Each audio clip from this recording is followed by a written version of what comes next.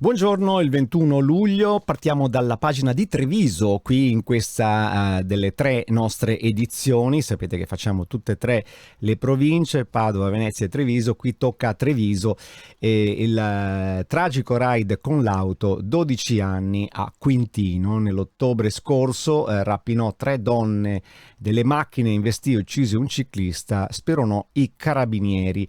Negata la semi-infermità mentale, il PM aveva chiesto una condanna di 20 anni.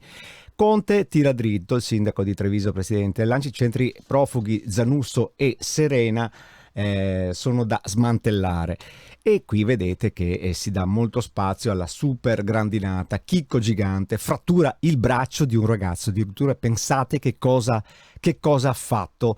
Incredibile questa grandinata fortissima. Notizia che vedremo anche su altri giornali. Mogliano non perseguitò l'ex allieva docente assolta dall'accusa, cioè i genitori che si mettono contro i professori, che poi insomma storie che abbiamo già visto e rivisto e tornano sempre fuori anche, cioè, queste, per carità.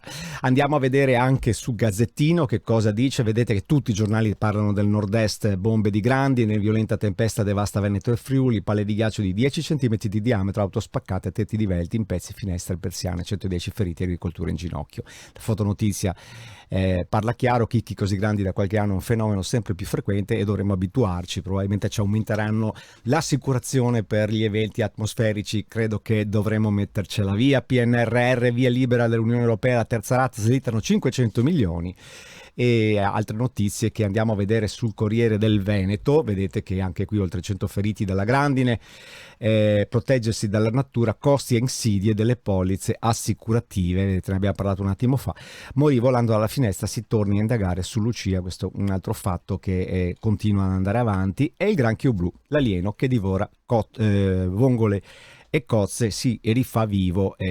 Purtroppo, cioè, c'è stato il vertice, praticamente non che si rifà vivo, c'è stato il vertice, poi se ne parla ancora. È un corpo senza nome che spunta dall'Adige. Una occhiata andiamo a darla anche nella pagina trevigiana. Vedete la pagina adesso, questa è quella di Padova, in modo che così imparate anche a usarlo, il nostro portale, se per caso vi serve. Questa è quella di Treviso.